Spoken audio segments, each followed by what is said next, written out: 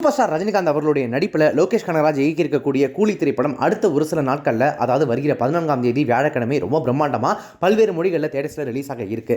இந்த திரைப்படத்துக்கு சென்சார் சைட்லேருந்து ஏ சர்டிஃபிகேட் கொடுத்துருக்காங்க. அதாவது 18 வயதிற்கு மேற்பட்டவர்கள் மட்டும்தான் இந்த திரைப்படத்தை பார்க்கணும் அப்படின்ட்டு. காரணம் என்னன்னா, படத்தில் ரத்தம் தெரிக்கக்கூடிய வன்முறை நிறைய இடங்களில் ரொம்பவே அதீதமாக இருக்குது அப்படின்றதுனால தான் படத்துக்கு ஏ சர்டிஃபிகேட் கொடுத்துருக்காங்க. பொதுவாக ஏ சர்டிஃபிகேட் அவ்வளோ சீக்கிரம் வாங்க மாட்டாங்க. எப்படியாவது யூபைஏவாவது வாங்கிடணும் அப்படின்னு பார்ப்பாங்க. அதுக்கு சென்சாரில் சொல்லக்கூடிய சில பல கட்டுகள்லாம் நம்ம ஆளுங்க வாங்கிப்பாங்க. ஆனால் லோகேஷ் கனகராஜ் ஒரு இன்டர்வியூவில் சொன்ன மாதிரி strictly no compromise in violence அப்படின்னு சொல்லிட்டதுனால படத்தில் எந்த கட்டு வேணா நான் ஏ சர்டிஃபிகேட்டே வாங்கிக்கிறேன்னு சொல்லிட்டாரு. சூப்பர் ஸ்டார் ரஜினிகாந்தும் அதுக்கு ஒற்றுக்கொள்ளவே இப்போ கூலி திரைப்படம் ஏ சர்டிஃபிகேட்லேயே ரிலீஸ் ஆகுது. சின்ன குழந்தைங்களை அவங்க இவங்கன்னு 18 வயதிற்கு கீழே உள்ளவங்களாம் இந்த படத்தை பார்க்க முடியுமா அப்படின்றது இப்போ ஒரு மிகப்பெரிய கேள்விக்குறி ஆகியிருக்கு.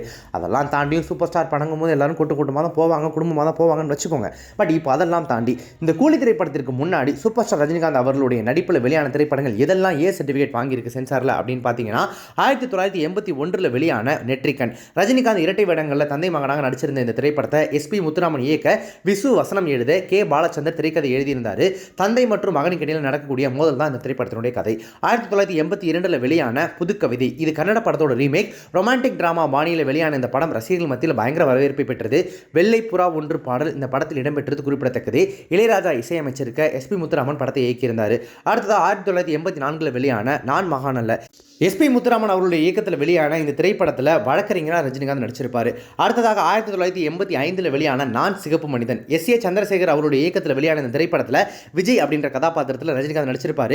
இது ஒரு ஹிந்தி படத்தோட ரீமேக். அடுத்ததாக 1989 வெளியான சிவா, ரஜினிகாந்த், ரகுவரன் உள்ளிட்டோர் நடிச்சிருந்த இந்த திரைப்படம் சிவா ஆக்ஷன் டிராமாவை வெளியாகி இருந்தது.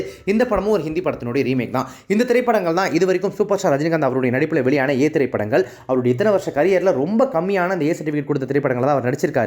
ஏன்னா அவருடைய டார்கெட் எப்போதுமே ஃபேமிலி ஆடியன்ஸ் அப்படின்றதுனால அவர் ரொம்ப தெளிவாக இருப்பார். பட் இப்போ இந்த சென்டிமெண்ட் பேரிகேட்ஸ்லாம் கம்ப்ளீட்டாக உடச்சிட்டு கூலி திரைப்படத்துக்கு மறுபடியும் அவர் ஏ சர்டிஃபிகேட் கொடுக்கறதுக்கு அனுமதி கொடுத்துருக்காரு அப்படின்னா, கண்டிப்பாக கூலி திரைப்படத்தில் அந்த அளவுக்கு ஏதோ ஒரு வலுவான விஷயம் இருக்குது அப்படின்றது நமக்கு தெளிவாக புரியுது. இன்னும் ஒரு சில நாட்கள்லாம் தேட்டரில் போய் பார்த்தோம் அப்படின்னா தெரிஞ்சிடும் படத்துக்கு ஏன் ஏ சர்டிஃபிகேட் கொடுத்துருக்காங்க அப்படின்றது.